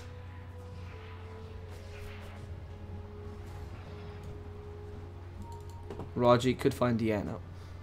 Yeah, he does have the enchant totem. Also the 4-step for the shadow plate, but okay, careful. Diana has the vendetta, and they're gonna find him out. Paralyzing Cask still goes and should catch him. Paralyzing Cask, ooh, really good usage of the Lotus Orb. However, it bounces back up again, and with this, they should be able to kill him. They don't have vision now anymore. His next assassin will survive. Psionics also with a Silver Edge, unable to really catch Diana here. Diana though. I mean, he has a gem, so you can easily see Psionics. There was no issue with the Silver Edge being active or not. The anti-mage in the bottom is just actually staying in the space and just pushing whenever needed. Honestly, that's pretty surprising. Oh, Velo. They're trying to kill someone here, but I don't think they can catch anyone in time. That was a good TP and good usage of the TP and everything, right? I mean, it's a trial booth level 2. It's not that big a deal. You might as well TP and try to kill the Tinker sometimes, but sadly, they don't catch him in time. And the Tinker's just going to make it out alive. So the push will continue, and of course, XIAO DIAN will never lose this game until they lose the Tinker or the AM. So that's all the hope that the guys from Geek Fam have. Granted, it's the second game, so if Geek Fam wins the second game, they're done. Whereas if XIAO DIAN loses the second game, they're done as well. They're in the losers bracket, so they really don't want to lose. They want to at least try to get that last game of the best of 3 up, even if they do lose that last game, regardless. So Geek Fam similarly is so anxious to just be able to get a kill or get the game up. You know, finish the game, win the game, and then you're done with the day. Best of 3 done, and that's all that Geek Fam wants. I mean, we've been playing this best of 3 for 3 hours now. 3 hours, this best of 3. There's only been 2 goddamn matches. I think both teams are kind of tired, and they want to finish it. But of course, neither team is going to try to lose this advantage, especially XIAO DIAN, who knows that if they lose the advantage by any sort of misstep, they're going to go down.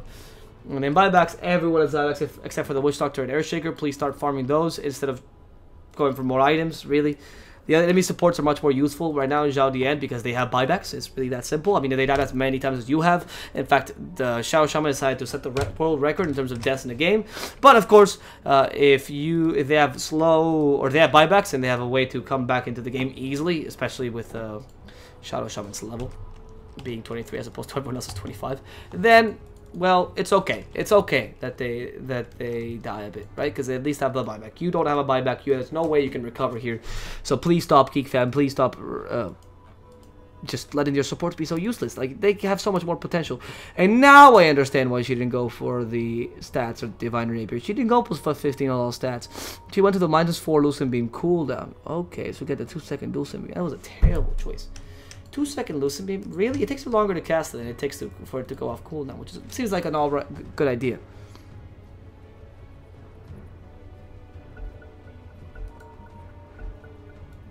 But it really does not. It really isn't that great of an idea.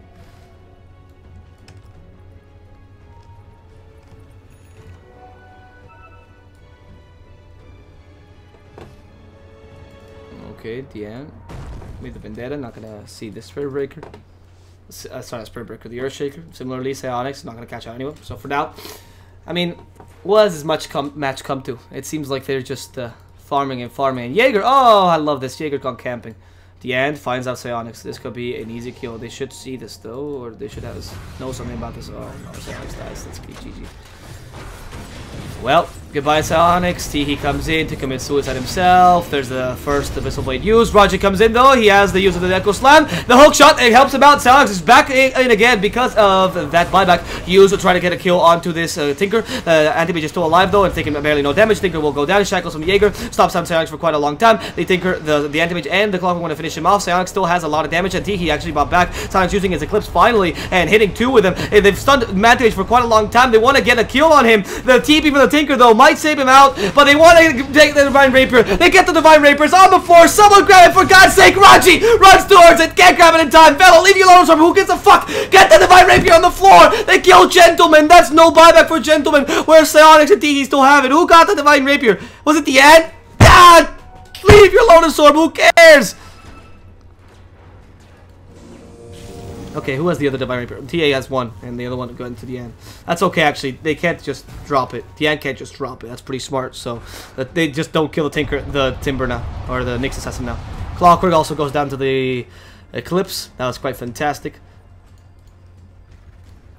It was so close there for Geek Fam to just win the game. They just grabbed the second Rapier, they would have won the game. But of course, Nyx Assassin has it.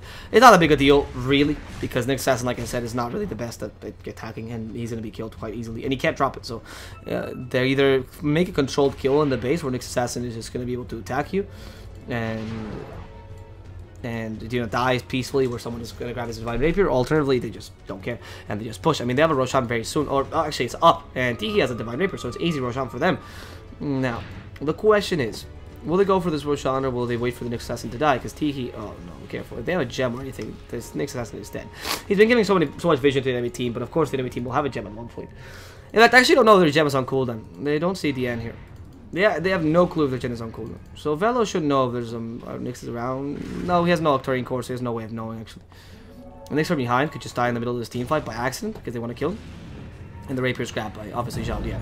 There's the attack from Geek Fam. They're done with this game. It's 80 minutes in. It's a bit ridiculous that this game is still going on. So, DIAN goes in just with a slight stun. Stirs want to hit people, but can't really do much with the Divine Rapier. Like I said, the Luna has been subbed forever, though. That's going to lure a dieback. Dieback for the Luna, but the Echo stop from the Earthshaker. Stop by the Spike Carpet from the Assassin. Now the Fissure coming in a bit too late, and Raji will sacrifice himself. A second Impale catching out a Templar Assassin. That's the second Divine Rapier loss. Raji goes down first. Now they kill off. They actually hex off and kill off the Abaddon, and finally, the only thing left alive is Teehee. If you lose with Divine Rapier, this is game, but they have more blinks on the anti-mage than they do on the Teehee, so Teehee, I'm sorry, but you have to give up your victory. Teehee, Geek Fam, it is done. We're going to a third game. We're going to a third game, motherfuckers, because you couldn't resist the whole team fight. Now the hook shot, catching out the poor Witch Doctor Shekels to finish him off. A gem for free for the enemy team, and yeah, Geek Fam really can't defend this. There's absolutely no physical way they can defend this against XIAO DIAN's team. GG comes out. There it is.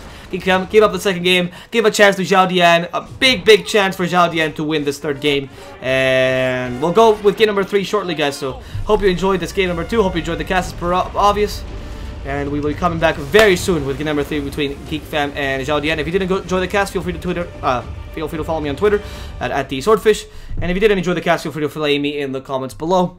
We'll be back with game number 3, like I said, shortly. I'm just gonna take a jeez.